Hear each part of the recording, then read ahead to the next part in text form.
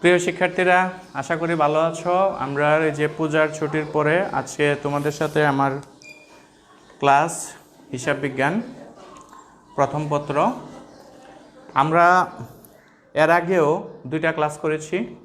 আমি এই 2টা ক্লাসে রেওমিল নিয়ে কিছু আলোচনা উপস্থাপন করেছিলাম। আজকেও আমরা রেওমিল সংক্রান্ত কিছু আলোচনা এখানে উপস্থাপন করব।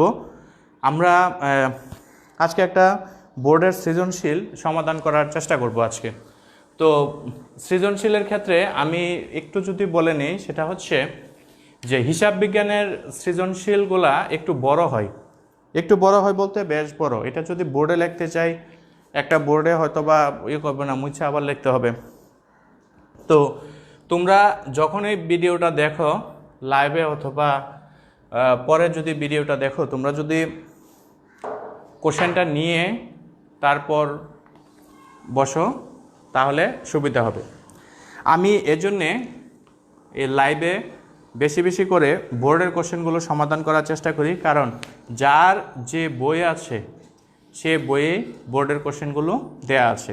তোমরা এই বোর্ডের কোশ্চেনগুলো আমরা আগে শেষ করব।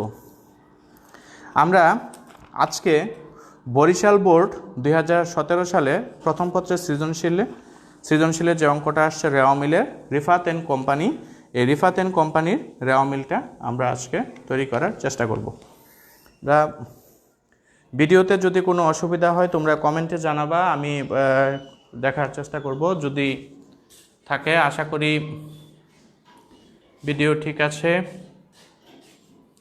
ওকে, কতটা ভিডিও ঠিক আছে? তো যাই হোক, আমরা ক্যামেরাটা নিচে নামাইলে ভালো হয়, আমাকে দেখা যায় না, তাই না? ওকে, থ্যাংক ইউ আইমান শুভ। আমি ক্যামেরাটা নিচে নামানোর চেষ্টা করছি। এবার আশা করি ঠিক আছে।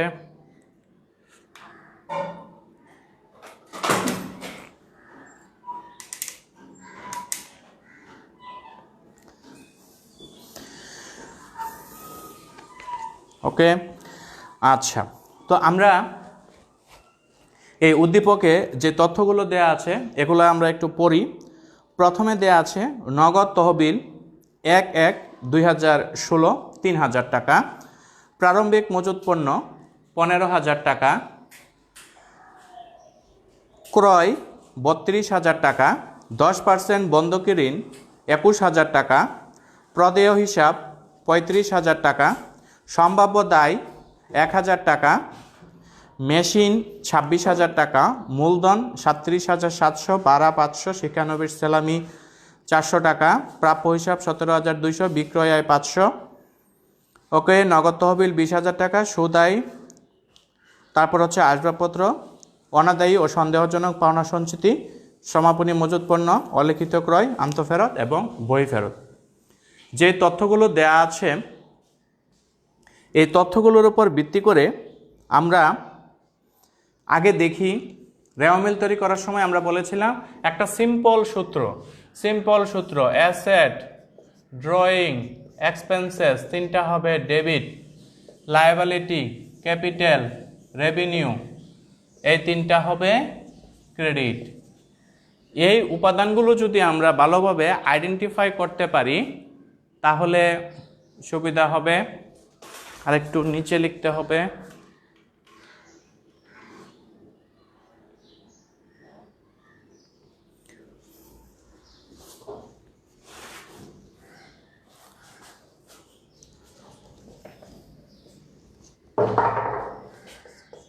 অ্যাসেট, ড্রয়িং, এক্সপেন্সেস এই 3টা ডেবিট, লায়াবিলিটি, ক্যাপিটাল, রেভিনিউ এই 3টা হবে ক্রেডিট।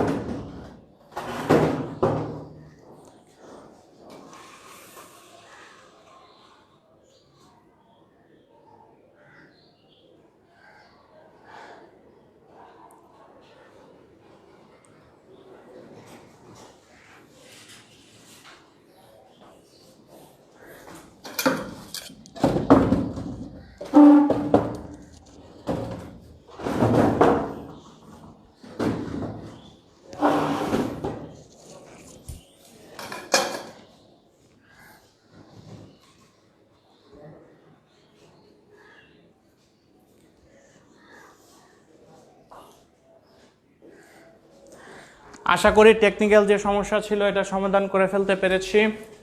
আমরা আবার বলি, আমরা রেওয়া মিল তৈরি করার সময় আমরা বলেছি যে অ্যাসেট, ড্রয়িং এবং এক্সপেন্সেস এই তিনটা হবে ডেবিট, লাইবিলিটি, ক্যাপিটাল এবং রেভিনিউ এই তিনটা হবে ক্রেডিট। আমরা এখন আমাদের যে তথ্যগুলো দেওয়া আছে এটার উপর ভিত্তি করে আমরা দেখব এই যে তিনটা ডেবিট এবং ক্রেডিট, এই অ্যাসেট, লাইবিলিটি, ড্রয়িং এগুলো আমরা চিনতে পারি কিনা। আমরা একটু দেখি অঙ্কতে কি বলা আছে। প্রথমে বলা আছে নগদ তহবিল। তাহলে নগদ তহবিল কি সম্পদ? চলতি সম্পদ। এবং এখানে দেওয়া আছে 1/1/2016, তার মানে কি প্রারম্ভিক নগদ তহবিল। রেওয়া মিলের নিয়ম অনুযায়ী প্রারম্ভিক সম্পত্তি শুধুমাত্র মজুত পণ্য ছাড়া প্রারম্ভিক সম্পত্তি রেওয়া মিলে অন্তর্ভুক্ত হয় না। তাহলে আমাদের এটা সমাধান হয়ে গেল যে নগদ তহবিল যেটা আছে 1/1/2016 তারিখে সেটা আমরা রেওয়া মিলে অন্তর্ভুক্ত করব না। 2, প্রারম্ভিক মজুত পণ্য। আমরা জানি যে প্রারম্ভিক মজুত পণ্য রেওয়া মিলে আসে, তবে সমন্বিত ক্রয় থাকলে আসে না।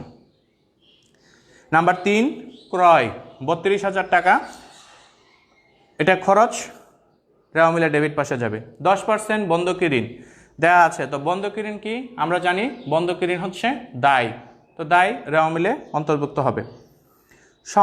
প্রদেয় হিসাব আছে 35,000, প্রদেয় হিসাব চলতি দায়, সেটা রেওয়া মিলের ক্রেডিট পাশে যাবে, যেহেতু আমরা জানি যে ক্যাপিটাল হচ্ছে ক্রেডিট পাশে যায়। সম্ভাব্য দায়, আমরা প্রথম দিনের আলোচনায় বলেছি যে সম্ভাব্য দায় যে দায় এখনও সৃষ্টি হয়নি কিন্তু ভবিষ্যতে সৃষ্টি হওয়ার সম্ভাবনা আছে, সেটাকে সম্ভাব্য দায় বলে, আর সম্ভাব্য দায় রেওয়া মিলে আসে না। তারপর আছে মেশিন, স্থায়ী সম্পদ অবশ্যই আসবে। মূলধন, এটা মালিকানা সত্ত্ব, ক্রেডিট পাশে যাবে। বাড়া আয় রেভিনিউ, ক্রেডিট পাশে যাবে। শিক্ষানবিশ স্যালামি অথবা শিক্ষানবিশ ভাতা। অ্যাকচুয়ালি শিক্ষানবিশ স্যালামি যেটা সেটা আয় হিসাবে গণ্য হয়, আর শিক্ষানবিশ ভাতা খরচ হিসাবে বিবেচিত হয়। তো যেহেতু শিক্ষানবিশ স্যালামি আছে আমরা সেটাকে আয় হিসাবে বিবেচনা করব। প্রাপ্য হিসাব সম্পদ, এটা চলতি সম্পদ। তারপর আছে বিক্রয়, এটা আয়। নগদ তহবিল এখানে দেওয়া আছে 31/12/2016, 31/12/2016 যেটা, সেটাকে আমরা রেওয়া মিলে অন্তর্ভুক্ত করব। সমাপনী সম্পদ, মজুত পণ্য ছাড়া অন্য যে সম্পদগুলো থাকবে সে সম্পদগুলোর সমাপনী মূল্য অন্তর্ভুক্ত করব। এখন কোশ্চেন আসতে পারে যে কেন? কারণ রেওয়া মিল প্রস্তুত করা হয় সমাপনী তারিখে, হিসাব বছর শেষে রেওয়া মিল প্রস্তুত করা হয়। ওই সময়ে যে সম্পদ এবং দায়গুলো আছে সেগুলো আমরা রেওয়া মিলে অন্তর্ভুক্ত করি। যেহেতু রেওয়া মিল হিসাব বছর শেষে উপস্থাপন করা হয়, হিসাব বছর শেষে প্রস্তুত করা হয়, সেহেতু সম্পদ এবং দায়ের ক্ষেত্রে হিসাব বছরের শেষেরটাই বিবেচিত হয়। সুদ আয় বলাই আছে আয়, ক্রেডিট পাশে। আসবাবপত্র স্থায়ী সম্পদ, ডেবিট পাশে। অনাদায়ী ও সন্দেহজনক পাওনা সঞ্চিতি, এটা কী জিনিস? দেনাদারের যে টাকাটা আদায় করা যায় না সেটা হচ্ছে অনাদায়ী পাওনা। অনাদায়ী পাওনাকে প্রতিষ্ঠান ভবিষ্যতে পাওয়া যাবে না এই শর্তে কিছু টাকা আগে থেকেই জমায়ে রাখে, তার নিট লাভের কিছু অংশ আগে থেকেই খরচ হিসাবে দেখাইয়া জমায়ে রাখে। যে টাকাটা জমায়ে রাখে সেটা হচ্ছে অনাদায়ী পাওনা সঞ্চিতি বাবদ যে টাকাটা জমায়ে রাখে, এটা দায়। দায় কেন? এ টাকা আমি এখনও পরিশোধ করা হয় নাই, ভবিষ্যতে কোনো খরচ সৃষ্টি হতে পারে, সেজন্যে আমরা এ টাকাটা জমায়ে রাখলাম, সেহেতু এটা হচ্ছে দায়। সমাপনী মজুদ, এটা তো আমরা জানি সম্পত্তি রেওয়া মিলে আসবে না। অলিখিত ক্রয়, ক্রয়ের সাথে অলিখিত ক্রয় যোগ হয়, তো ক্রয় যেদিকে যাবে অলিখিত ক্রয় ওইদিকেই যাবে। ওকে, তারপর আছে আন্তঃফেরত। আন্তঃফেরত বলতে আমরা বুঝি বিক্রয় ফেরত, বহিঃফেরত বলতে আমরা বুঝি ক্রয় ফেরত। এই হচ্ছে আমার তথ্য। তার উপর ভিত্তি করে আমার কতে বলা আছে গণনা সহ সমন্বিত ক্রয় নির্ণয় করো। তাহলে আমরা প্রথমে সমন্বিত ক্রয় আমরা বের করব। আগে একটা টেবল করি। আমাদের কোশ্চেন হচ্ছে বরিশাল বোর্ড 2017।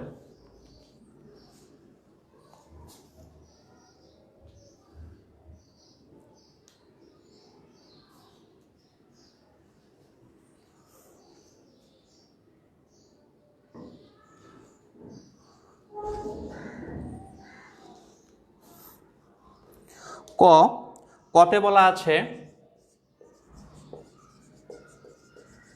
গণনা সহ সমন্বিত ক্রয় নির্ণয়।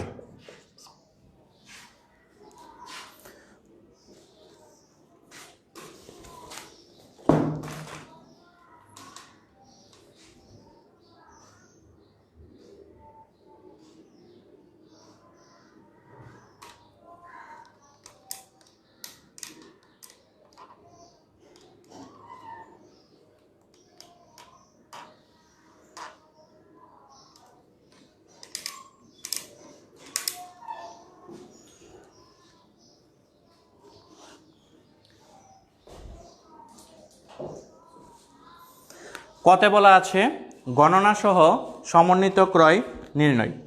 তো এটা যদি আমরা বের করতে চাই, সমন্বিত ক্রয় কিভাবে বের করতে হয় আমরা জানি। প্রারম্ভিক মজুত পণ্য, প্রারম্ভিক মজুত পণ্যের সাথে নিট ক্রয় যোগ করে সেটা হতে সমাপনী মজুত পণ্য বিয়োগ করলে সমন্বিত ক্রয় পাওয়া যায়। আবার বলি, প্রারম্ভিক মজুত পণ্য যোগ নিট ক্রয় বিয়োগ সমাপনী মজুত পণ্য। অঙ্কে প্রারম্ভিক মজুত পণ্য দেয়া আছে 15,000 টাকা। নিট ক্রয় মানে কি? পণ্য ক্রয়, তার সাথে অন্য কোনো যদি সমন্বয় থাকে, অলিখিত ক্রয়, ক্রয় ফেরত, ক্রয় বাট্টা, মুনাফাবিহীন পণ্য বিক্রয়, এই বিষয়গুলো যদি থাকে সমন্বয় করতে হবে। তো অঙ্কে তোমরা যদি একটু দেখে নাও, বরিশাল বোর্ড 2017 সালের অঙ্কটা, এটা হচ্ছে বরিশাল বোর্ড 2017, বরিশাল বোর্ড 2017 সালের অঙ্ক। তো সমন্বিত ক্রয় যখন আমরা নির্ণয় করব,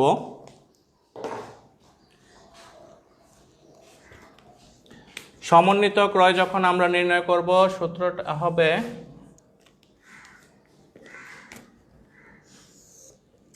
ওকে, দিস সাউন্ড বেটার, এটা মনে হয় একটু ভালো আছে। আমরা প্রথমে লিখব বিবরণ, টাকার পরিমাণ, টাকার পরিমাণ। ওকে, আমরা প্রথমে লিখব প্রারম্ভিক মজুত পণ্য, প্রারম্ভিক মজুত পণ্য লিখতে হবে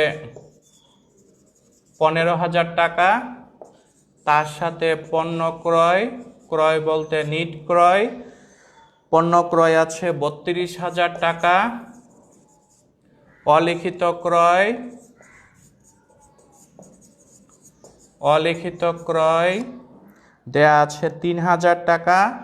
নিচে দেয়া আছে, একটু দেখে নিবা, যোগ করলে হয় 35,000 টাকা। এবার ফেরত, দুইটা ফেরত আছে, আন্তঃফেরত এবং বই ফেরত। আন্তঃফেরত মানে হচ্ছে বিক্রয় ফেরত, বই ফেরত মানে হচ্ছে ক্রয় ফেরত, বিয়োগ বহি ফেরত। টাকা দেয়া আছে 2,000, 35 আর 2 না সরি 2,000 টাকা বিয়োগ হবে 33,000 টাকা, যোগ করলে 48,000 টাকা, বিয়োগ সমাপনী মজুত, বিয়োগ সমাপনী মজুত 25,000 টাকা, বিয়োগ করলে হয় কত? 23,000 টাকা। এই হচ্ছে সমন্বিত ক্রয়।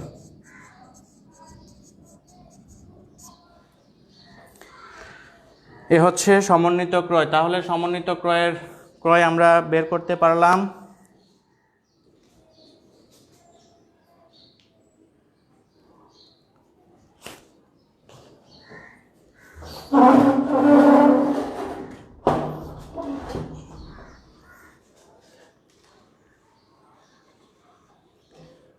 আজকে জুমে সমস্যা হচ্ছে কি না, মানে এটা বুঝতেছি না, খালি এটা মিস করতেছে। সমন্বিত ক্রয় আশা করি সব দেখা যায় এখন।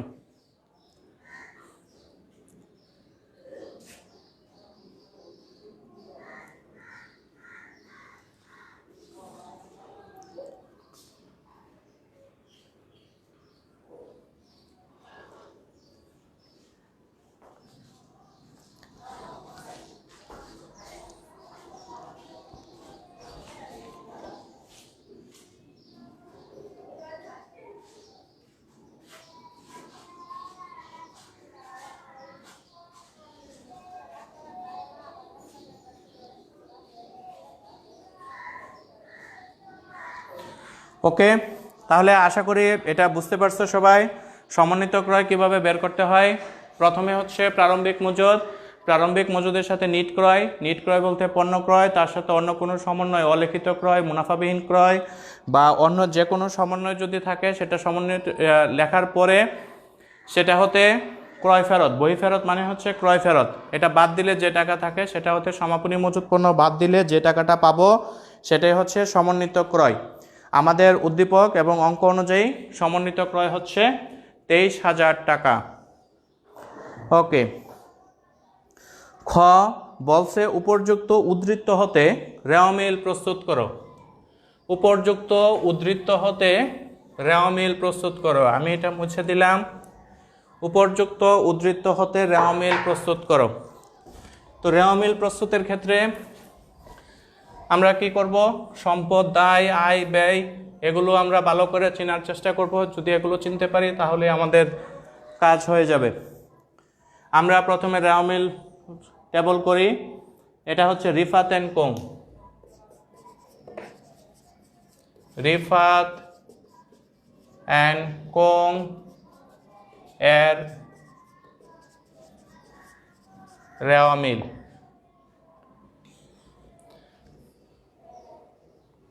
তারিখ হচ্ছে 31/12/2016। আমার এখানে জায়গা কম, আমি একটু পাশাপাশি লিখি।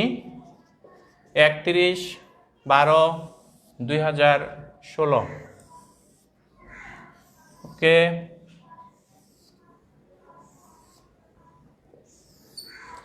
আমরা এখানে লিখব ক্রমিক নং,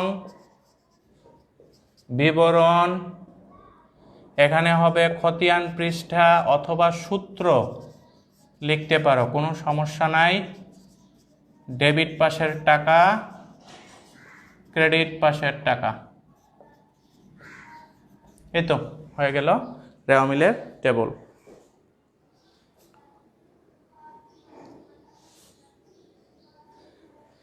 এখন আমরা সবগুলো এন্ট্রি এখানে লিখব।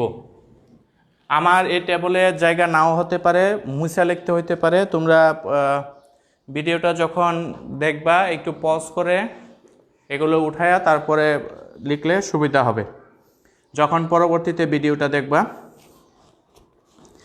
সামনে যদি বই খাতা কলম থাকে একটু প্র্যাকটিস করো, বুঝতে সুবিধা হবে। ওকে, তো আমরা প্রথমে বলা আছে নগদ তহবিল 1/1/2016, এটা লিখবো না। রেওয়ামিল প্রস্তুত করতেছি 31/12/2016, তাহলে 31/12/16 সালের যে তথ্যগুলো আছে সেগুলো আমরা অন্তর্ভুক্ত করব। তারপর আছে প্রারম্ভিক মজুদ পণ্য। আমরা কতে কিন্তু প্রারম্ভিক মজুদ পণ্য, ক্রয়, ক্রয়ের সাথে সমন্বয় সবগুলো নির্ণয় করে আমরা সমাপনী মজুদ পণ্য বের করে ফেলেছি। এখন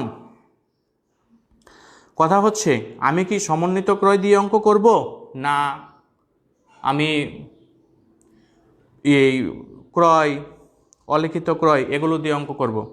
আসলে এখানে বলা নাই যে তোমার কোনটা দিয়ে করতে হবে, শুধু বলছে উপর্যুক্ত উদ্ধৃত হতে রেওয়ামিল প্রস্তুত করো।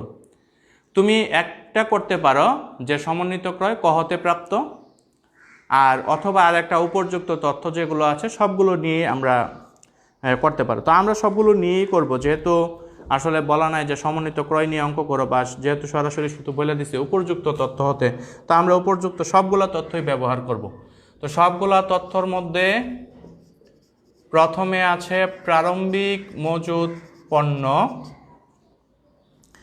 প্রারম্ভিক মজুদ পণ্য দেয়া আছে 15,000 টাকা। তারপর আছে 2 নাম্বার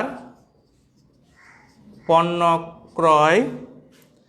পণ্য ক্রয় হচ্ছে 32,000 টাকা। আমি একটু ছোট করে করে লিখতেছি যাতে একটা টেবলের মধ্যে আমরা এটা ফিট করতে পারি।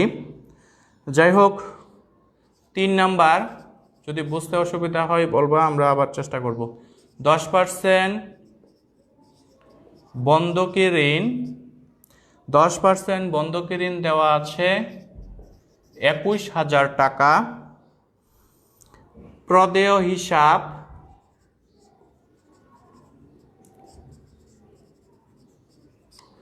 প্রদেয় হিসাব হচ্ছে দায় দেওয়া আছে 35,000 টাকা, 35,000 টাকা। তারপর আছে সম্ভাব্য দায়। সম্ভাব্য দায় রেওয়া মিলে আসে না। সম্ভাব্য দায় হচ্ছে এমন একটা দায় যে দায় ভবিষ্যতে হওয়ার সম্ভাবনা আছে, বর্তমানে এ দায় এখনও সৃষ্টি হয়নি, ভবিষ্যতে হইতে পারে, এবং হিসাবে তখন আমরা লিপিবদ্ধ করব। তাহলে যেহেতু সৃষ্টি হয়নি, কেন প্রতিষ্ঠান সম্ভাব্য দায়কে এখানে লিখলো? বা যেহেতু এখানে আছে সেহেতু নিশ্চয়ই এটার জন্য প্রতিষ্ঠান কোনো এন্ট্রি দিয়েছে, লেনদেন হিসাবভুক্ত করেছে। কেন করলো? এটার আনসারটা হচ্ছে যে হিসাব বিজ্ঞানের কতগুলো নীতি রীতি সীমাবদ্ধতা আছে। এর মধ্যে একটা হিসাব বিজ্ঞানের নীতিমালার মধ্যে একটা নীতিমালা হচ্ছে যে প্রতিষ্ঠান যদি মনে করে ভবিষ্যতে কোনো খরচ বা ক্ষতি হওয়ার সম্ভাবনা আছে, তখন প্রতিষ্ঠান এটা হিসাবে লিপিবদ্ধ করে। ভবিষ্যতে কোনো খরচ বা ক্ষতি হওয়ার সম্ভাবনা আছে মনে করলে প্রতিষ্ঠান লিপিবদ্ধ করে, কিন্তু যদি কোনো লাভ হওয়ার সম্ভাবনা থাকে সেহেতু সেটা লিখে না। তো এখন এই যে খরচটা লিপিবদ্ধ করলো, খরচ হওয়ার সম্ভাবনা আছে, তো এখানে তো প্রকৃতপক্ষে খরচ হয় নাই, তো এর জন্যে সম্ভাব্য দায় রেওয়া মিলে আসে না। আরেক সেন্সে অনেক সময় অনেকে রেওয়া মিলে এই তথ্যটাকে অন্তর্ভুক্ত করে, যেহেতু সম্ভাব্য দায় ভবিষ্যতে আসতে পারে এবং এটা হিসাবে থাকা উচিত, এই মনে করেও অনেকে সম্ভাব্য দায় অনেক সময় হিসাবে লিপিবদ্ধ করে। তো আমরা কি করব? আমরা সম্ভাব্য দায় হিসাবে লিপিবদ্ধ করব না, কারণ আমাদের হিসাব বিজ্ঞানের যে নীতিমালা, সেই নীতিমালা অনুযায়ী সম্ভাব্য দায় লিপিবদ্ধ না করাই উচিত। এটাই হচ্ছে অ্যাকচুয়ালি নিয়ম। হিসাব বিজ্ঞানের নীতিমালা অনুযায়ী সম্ভাব্য দায় লিপিবদ্ধ না করাটা হচ্ছে উত্তম। তারপরেও আমি যদি স্পেসিফিক করে বলতে পারি, এটা যদি থাকে,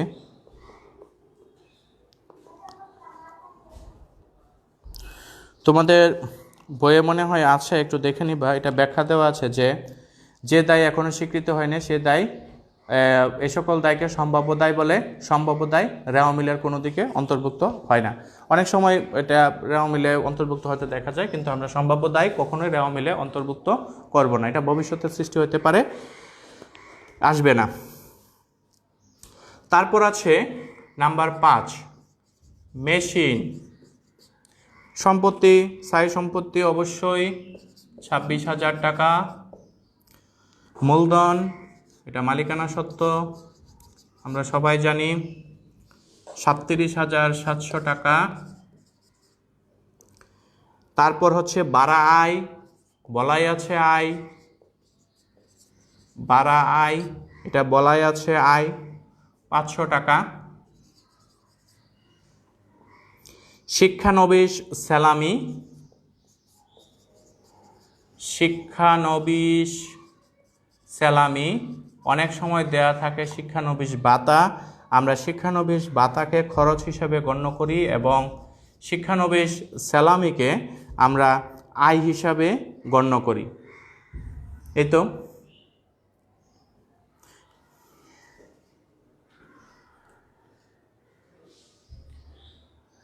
আমাদের আরও অনেক এন্ট্রি আছে, এখন সবগুলো এন্ট্রি তো আর লেখা যাবে না, তো আমাকে মুছা লিখতে হবে, এগুলো মুছে ফেলাতে হবে। তোমরা পরবর্তীতে যখন ভিডিওটা দেখবা পজ করে এগুলো একটু উঠাই নিবা, বা এখনও যদি একটু উঠাই নিতে পারো তাহলে সুবিধা হবে। আমরা আরেকটা এন্ট্রি লিখি, আছে প্রাপ্য হিসাব 17,200 টাকা। 9, প্রাপ্য হিসাব 17,200 টাকা। এই তো। 10 নম্বর থেকে আছে বিক্রয়, নগদ তহবিল, এগুলো আছে, এগুলো সব লিখব। তবে যেহেতু আমাদের রেওয়া মিলের ব্যালেন্সগুলো যোগ করতে হবে, আমরা বিবরণটা মুছে ফেলাই, ব্যালেন্সগুলো একসাথে রাখি, তাহলে আমরা মুছে ফেলাই। হ্যাঁ, 9 নম্বর পর্যন্ত হইল আমাদের। আশা করি এটা তোমরা ভিডিওটার ব্যাকে গেলে এগুলো পাবা। ভিডিও থেকে এগুলো মুছবে না। টাকাগুলো আমাদের দরকার ফিগারগুলো যোগ বিয়োগ করার জন্যে, এজন্য আমরা শুধুমাত্র ফিগারগুলো একটু লিখে রাখি। 15, 32, তারপর ছিল 26,000 লিখে রাখলাম, 17,200। ওকে, এখানে একটু উপরে লিখে রাখি, প্রথমে ছিল 21,000,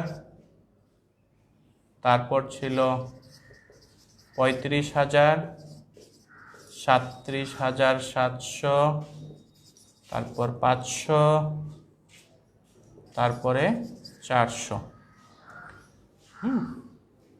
ওকে, এই ছিল আমাদের এ পর্যন্ত যতগুলো হিসাব লিখলাম। এগুলা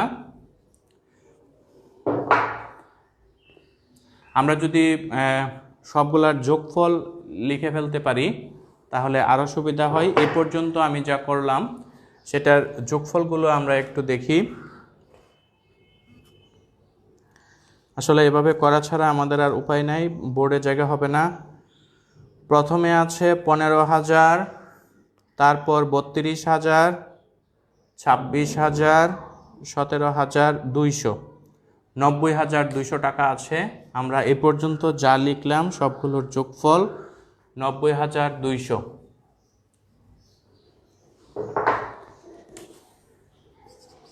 এক থেকে 9-এর যোগফল, 1 থেকে 9 পর্যন্ত আমরা যা লিখেছিলাম তার যোগফল হচ্ছে 90,200। এবার ক্রেডিট পাশে যাই, 21,000, 35,000, 37,700, তারপর 500, 400, 94,600, 94,600, 94,600। এ হচ্ছে আমার 1 থেকে 9 পর্যন্ত যা লেখা ছিল সেটার যোগফল। আমরা একটু মুভ ফরওয়ার্ড করি।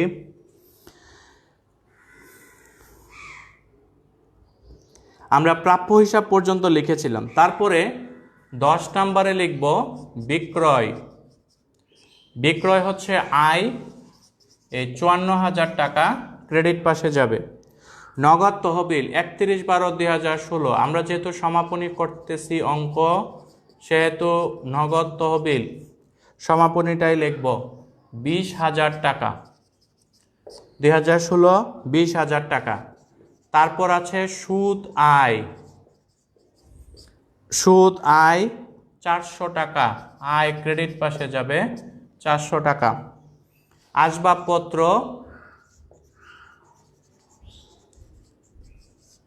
আসবাবপত্র 35,000 টাকা। অনাদায়ী ও সন্দেহজনক পাওনা সঞ্চিতি। অনাদায়ী এবং সন্দেহজনক পাওনা সঞ্চিতি সাধারণত দেনাদারের উপর সৃষ্টি করা হয়। আমরা বলছিলাম যেটা ডেবিট সেটা সুদ, সঞ্চিতি এগুলা হয় ক্রেডিট। তো অনাদায়ী ও সন্দেহজনক পাওনা সঞ্চিতি, অনাদায়ী ও সন্দেহজনক পাওনা সঞ্চিতি ক্রেডিট পাশে যাবে 200 টাকা। সমাপনী মজুত পণ্য রেওয়া মিলে অন্তর্ভুক্ত হয় না, আসবে না। অলিখিত ক্রয়, এটা রেওয়া মিলে অন্তর্ভুক্ত হবে, ক্রয় যে পাশে যায় অলিখিত ক্রয় ওই পাশে যাবে 3,000 টাকা। তারপর আছে আন্তঃফেরত। আন্তঃফেরত মানে হচ্ছে বিক্রয়কৃত পণ্য যখন ফেরত আসে সেটার নাম হয়ে যায় আন্তঃফেরত। বিক্রয় হচ্ছে ক্রেডিট, বিক্রয় ফেরত হবে ডেবিট। 17 নাম্বার আছে বহি ফেরত। 17 নাম্বার আছে বহি ফেরত। বহি ফেরত মানে হচ্ছে ক্রয়ের ফেরত, ক্রয় ডেবিট, ক্রয় ফেরত ক্রেডিট। এই হচ্ছে আমাদের তথ্য। আগে 9 নাম্বার পর্যন্ত আমরা লিখেছিলাম ডেবিট ক্রেডিট, এগুলো যোগ করে 90,200 94,600 টাকা পেয়েছি। তারপরে বাকি যে তথ্যগুলো আছে এগুলো এখানে উপস্থাপন করলাম, লেখা শেষ হয়ে গেল। আমরা এবার যোগ করব সবগুলা, কত হয় একটু দেখি।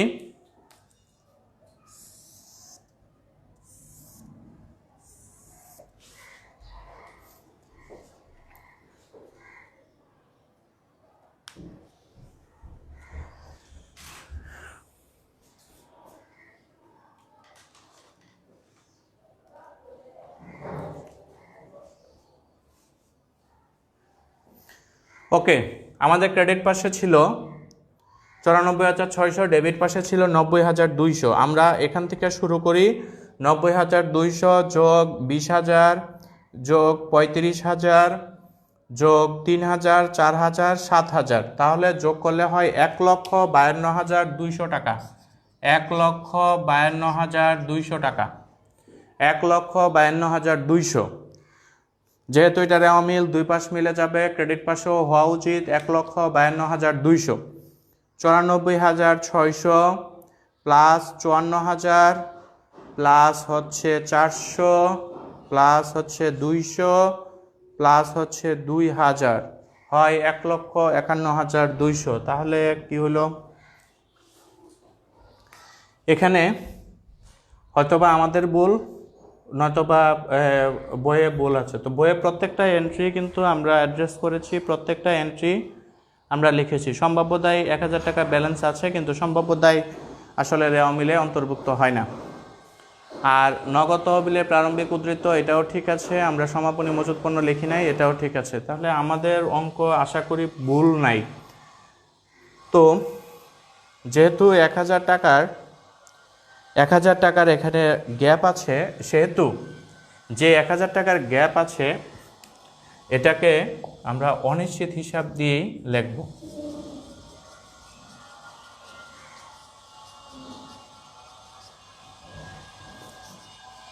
ক্রেডিট পাশে 1,000, 1,52,200। কেন অনিশ্চিত হিসাব দিলাম? আমাদের অঙ্ক মিলে নাই। যেহেতু দুই পাশ মিলে না, রেওয়া মিলের নিয়ম হচ্ছে দুই পাশ অবশ্যই মিলতে হবে, যোগফল দুই পাশের যোগফল মিলতে হবে। যেহেতু মিলে নাই সেহেতু সম্ভাব্য দায় হিসাবে লিখতে হবে। আসলে এই সৃজনশীলটা একটু ট্রিকি এই জন্যে যে অঙ্কে সম্ভাব্য দায় যায় না। আমাদের নিয়মই হচ্ছে এটা যাবে না। যেহেতু লিখতেই হচ্ছে 1,000 টাকা ব্যবধান, ওরা সম্ভাব্য দায় 1,000 টাকা দিয়ে দিছে। তো স্টুডেন্টরা যেটা করবে, শিক্ষার্থীরা, যেহেতু 1,000 টাকার জন্য রেওয়া মিল মিলে না, সম্ভাব্য দায় 1,000 টাকা আছে, দায় তো আছে পাশে, সবাই ক্রেডিট পাশে 1,000 টাকা দিয়ে উদ্দীপকটা মিলিয়ে ফেলবে, রেওয়া মিলের দুই পাশ মিলে যাবে। আসলে এই কোশ্চেনটাই হচ্ছে একটু ট্রিকি, যে তোমার রেওয়া মিল মিলবে না। রেওয়া মিল তোমাকে সম্ভাব্য দায় দিয়ে রেওয়া মিল মিলাইতে হবে এরকম তো বিষয় না। বিষয়টা হচ্ছে যে তোমার অঙ্ক মিলতেছে না, তুমি অনিশ্চিত হিসাব দিয়ে অঙ্ক মিলাও, কিন্তু যেটা রেওয়া মিলে আসবে না, আসার কথা না, সেটা তো দেওয়া ঠিক না। এটাই হচ্ছে বিষয়, ঠিক আছে? অঙ্ক করার সময় একটু কেয়ারফুল থাকতে হয় আর কি। এটা হচ্ছে অঙ্ক, আমরা অনিশ্চিত হিসাব দিয়েই করবো। সম্ভাব্য দায় রেওয়া মিলে আসবে না, সম্ভাব্য দায়কে আমরা রেওয়া মিলে অন্তর্ভুক্ত করব না। কিন্তু ওরা যখন অঙ্কটা লিখছে 1,000 টাকা সম্ভাব্য দায় দিয়ে ওরা অঙ্কটা করে ফেলছে, কিন্তু ইয়েটা দেয় নাই। তো এটা শিক্ষার্থীরা যে ভুলটা করবে, যেহেতু 1,000 টাকার জন্য মিলে না, ওই 1,000 টাকা দিয়ে দিবে, এটা দেওয়া উচিত না, হবেও না। ওকে, আশা করি যে রেওয়া মিলটা বললাম এটা বুঝতে পারছো সবাই। এবার আমরা গতে যাব, গ। ওকে, বুঝে ফেলাই। আমরা গতে যাব। গতে কি বলা আছে? চলতি সম্পদ এবং মুনাফা জাতীয় আয়। চলতি সম্পদ এবং মুনাফা জাতীয় আয় যেটা আছে সেটা আশা করি তোমরা সবাই এমনিতেই করতে পারবা। চলতি সম্পদগুলো কি? যে সম্পদগুলো 1 বছরের কম সময়ের মধ্যেই নগদ অর্থে রূপান্তর করা যায় এবং ব্যবসা পরিচালনায় লাগে, সেটা হচ্ছে চলতি সম্পদ। আমরা প্রথমে লিখব যে চলতি সম্পদ নির্ণয়। চলতি সম্পদ, তো চলতি সম্পদ কি হইতে পারে? নগদ, প্রাপ্য হিসাব, এগুলা। আমরা যদি দেখি যে চলতি সম্পদের মধ্যে আছে, শুরু থেকে প্রারম্ভিকটা নগদ নিব না, আমরা সমাপনী নগদ নিব। ক্রয়, বন্ধকি ঋণ, প্রদেয় হিসাব, মেশিন, ভাড়া, আয় এগুলো দেওয়া আছে, কিছুই আসবে না। প্রাপ্য হিসাব আসবে। প্রাপ্য হিসাব চলতি সম্পদ 17,200 টাকা দেয়া আছে। প্রাপ্য হিসাব 17,200, ঠিক আছে। বিক্রয় নগদ তহবিল 20,000 টাকা, নগদ তহবিল 20,000 টাকা। ওকে, সুদ, আয়, আসবাবপত্র, অনাদায়ী পাওনা এগুলো কিছুই আসবে না। সমাপনী মজুত পণ্য 25,000 টাকা, সমাপনী মজুত পণ্য 25,000 টাকা। আর তো কিছু আমি দেখি না। অলিখিত ক্রয়, আন্তঃফেরত, বহিঃফেরত এগুলো আছে, এগুলো আসবে না। তাহলে আমরা সব যোগ করে ফেলাই, কত হয়? 20 আর 25,000 হচ্ছে 45,000, 45 আর 17, 45, 15, 60, 62,200 টাকা, 62,200 টাকা। সেটা হচ্ছে চলতি সম্পদ, 62,200 টাকা চলতি সম্পদ। চলতি সম্পদ বলতে আমরা কি জানি? যে সম্পদগুলো 1 বছরের মধ্যে নগদ অর্থে রূপান্তর করা যায় এবং ব্যবসা পরিচালনার কাজে যেগুলো ব্যবহার করা হয়। নগদ, মজুত পণ্য, তারপরে হচ্ছে ব্যাংক জমা, বকেয়া আয়, অগ্রিম খরচ, এগুলো চলতি সম্পদ হিসেবে গণ্য হয়। তো হয়ে গেল এটা। আমরা এরপরে যাব মুনাফা জাতীয় আয়। এটা তো শেষ। এবার আমরা লিখব মুনাফা জাতীয় আয়। মুনাফা জাতীয় আয়, মুনাফা জাতীয় আয়।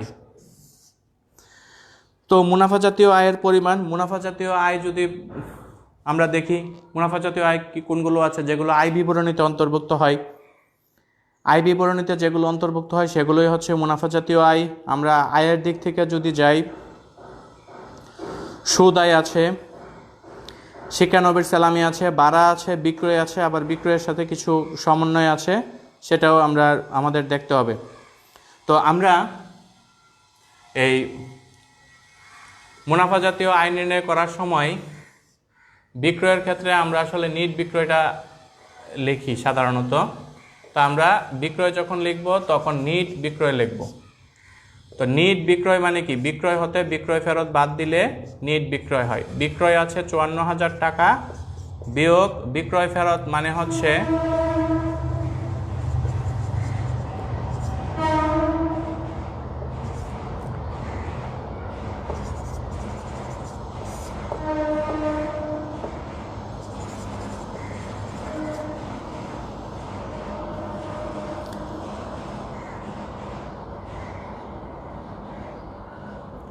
ওকে। তো মুনাফা জাতীয় আয় বিক্রয়ের ক্ষেত্রে সাধারণত আমরা নিট বিক্রয় লিখি। বিক্রয় আর বিক্রয় ফেরত আছে, তাহলে বিক্রয় হতে বিক্রয় ফেরত আমরা বাদ দিব, আনতে ফেরত যেটাকে বলি। তারপরে আমরা যদি যাই, শুরু থেকে দেয়া আছে ভাড়া আয়। ভাড়া আয়, ভাড়া আয় আছে 500 টাকা। শিক্ষানবিশ সালামি,